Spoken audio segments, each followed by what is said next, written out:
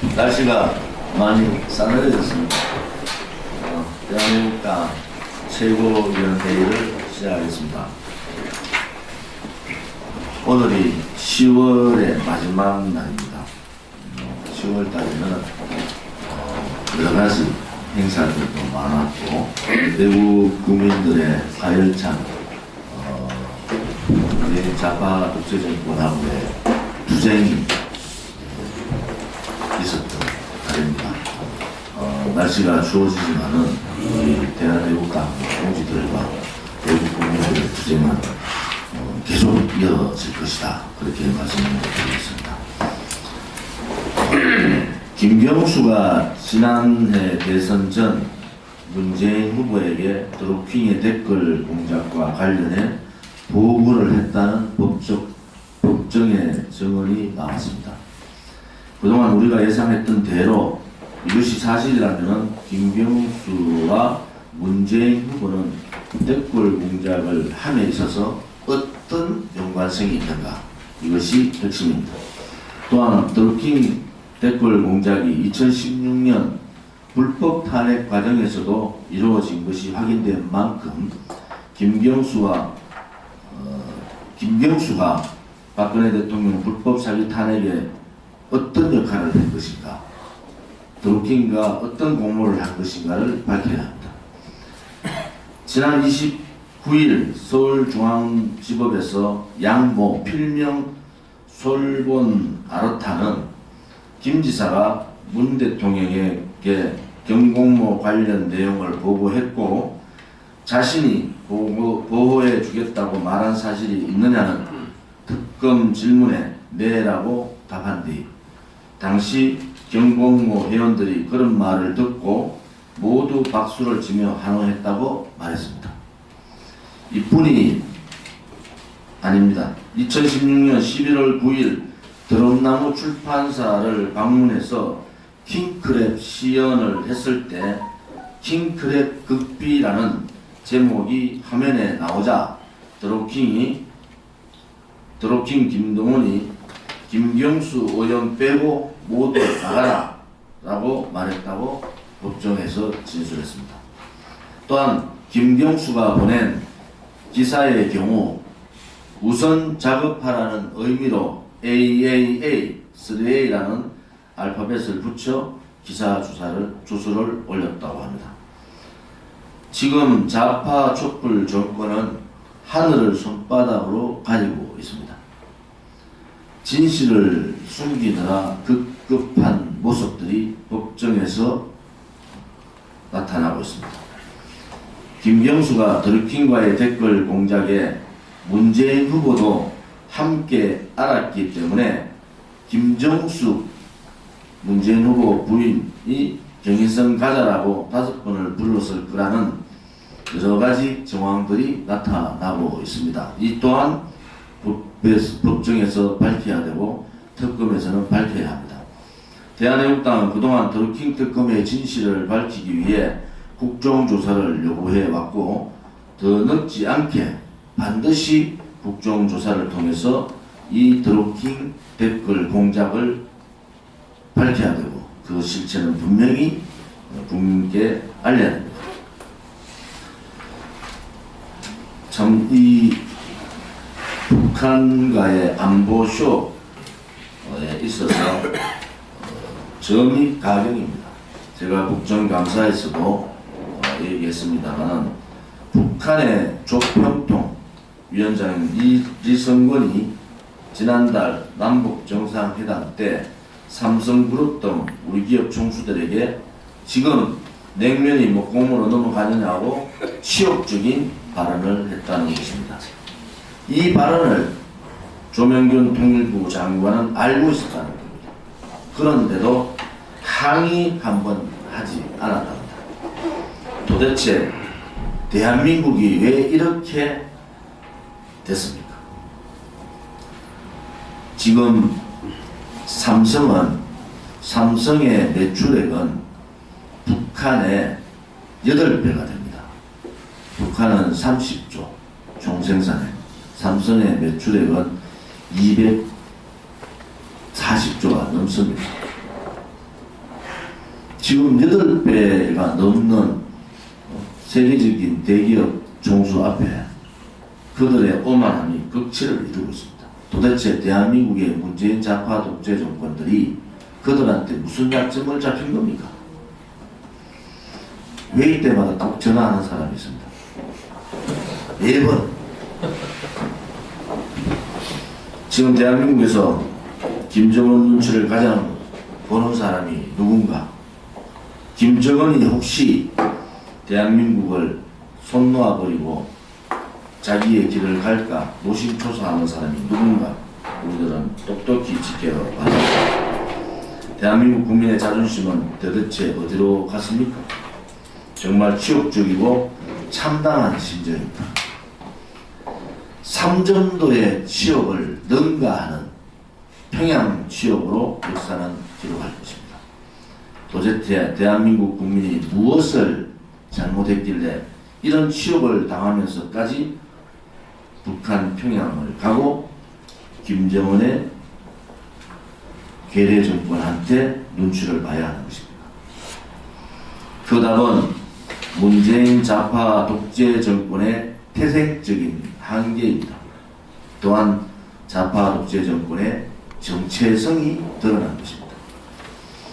심지어 트럼프 미국 대통령이 27일 북한 비핵화 협상과 관련해서 핵 실험이 없는 한 협상이 오래 걸려도 상관없다고 했습니다.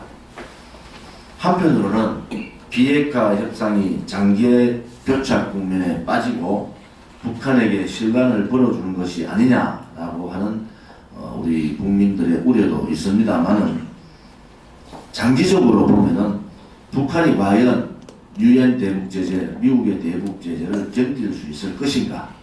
라는 데 저는 방점을 두고 있습니다.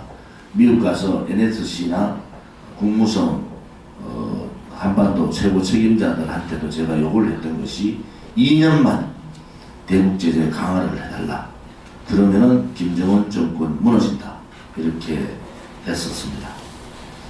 북한이 비핵화 핵폐기에 대해 확고한 의지가 있는지에 대한 국제사회의 실험이 계속되고 있습니다. 김정은이 핵폐기를 하겠다는 말을 듣지도 못하고 북한의 핵폐기를 하겠다는 의지가 갈수록 미약해지고 있는 지금의 상황입니다. 이에 반하여 문재인 정권의 속이 타들어가는 것은 이제 안보쇼를 할 것이 없다는 겁니다. 갈증은 갈수록 심각해지고 있고 김정은을 향한 짝사랑은 더욱더 깊어질 겁니다. 이에 대해 뉴욕타임즈는 현지 시각 29일 문 대통령이 평양과의 관계를 시킬수록 반발도 신속하게 일어났다며 이번 달 한국의 어느 주요 신문은 문 대통령을 김정은의 수석대변인이라고 표현했고 어느 미국 평론가는 1969년의 한 히트곡을 인용해 나쁜 달이 떠 있다고 했습니다. 뉴욕타임즈의 내용입니다. 이것이 미국의 뉴욕타임즈가 문재인 정권에 대한 보는 시각을 적나라하게 나타나는 것입니다. 이번 국감에서 문재인 정권과 미국과의 입장 차이는 극명하게 드러났습니다. 그 또한 이 언론 방송들이 숨기려 했지만은 국감을 통해서 대부분의 국민들이 알게 됐습니다.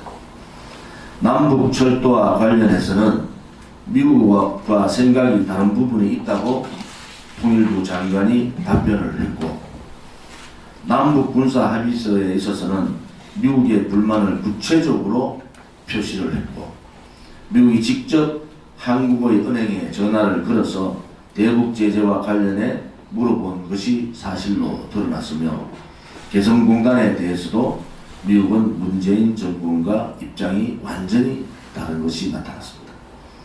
한마디로 문재인 정권은 우리의 우방국가인 미국과 전혀 다른 길을 가고 있다. 이렇게 말할 수 있습니다. 강력한 한미 동맹이 어느 때보다도 필요한 시기입니다. 북핵 폐기를 위해서는 대북 제재를 강화하고 한미 동맹을 강력하게 추진해야 합니다. 그런데도 불구하고 문재인 정권의 한미 동맹 깨기에 국민들은 와해하고 있습니다.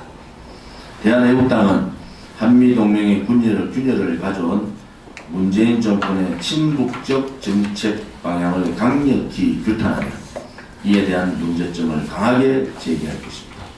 다시 한 번 더 말씀드립니다. 문재인 정권이 추진하고 있는 종전선언은 절대로 해서는 안 됩니다. 그리고 김정은의 답방에 대한 애국 국민들의 저항이 엄청나게 나올 것이다.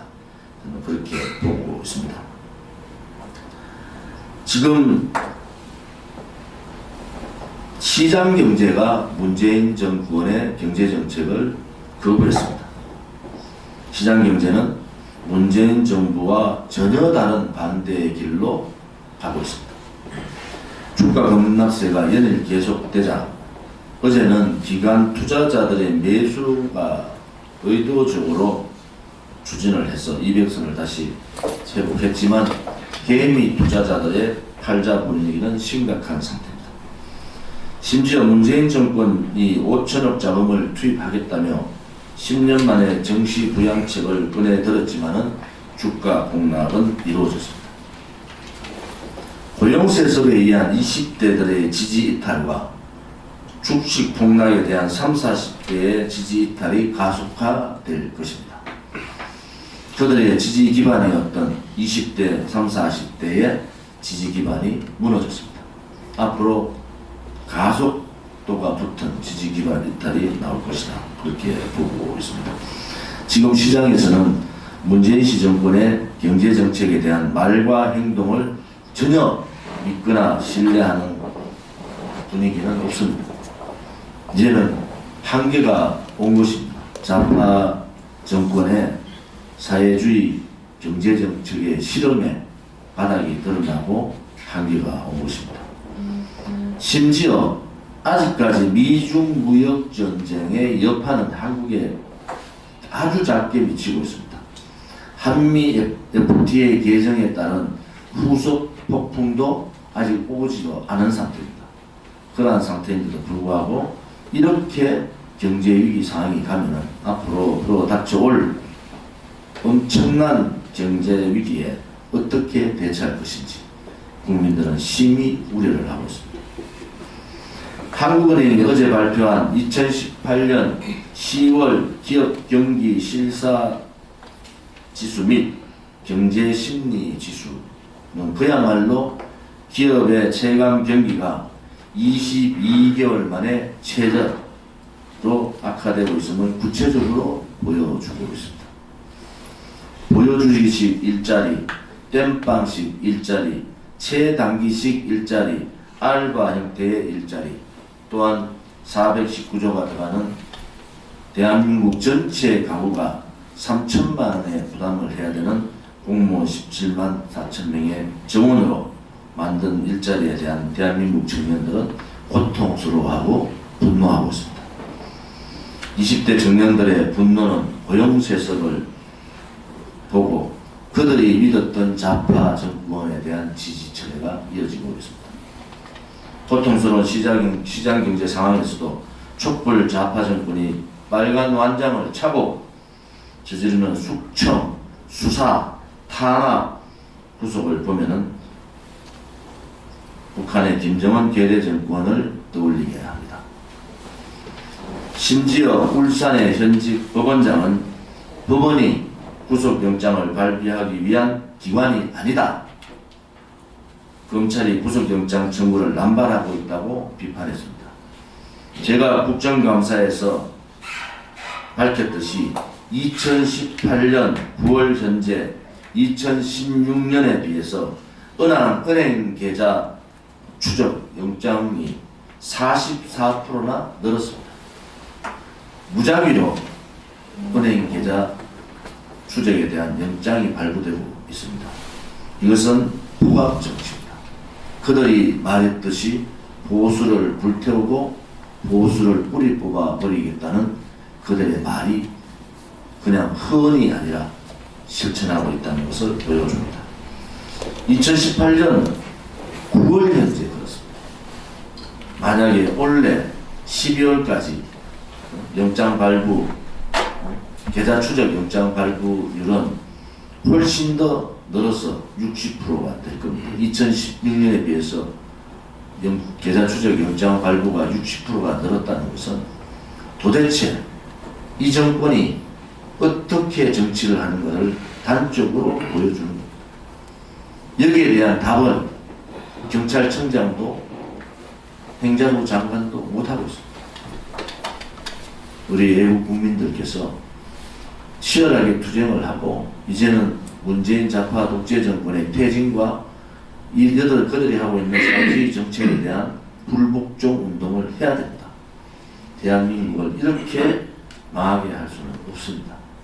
이제 모든 국민들이 하나의 뜻을 모아서 박근혜 대통령 구출과 자유민주주의 구출을 위해서 사망해버린 법치를 바로 세우기 위해서 함께 투쟁해야 합니다.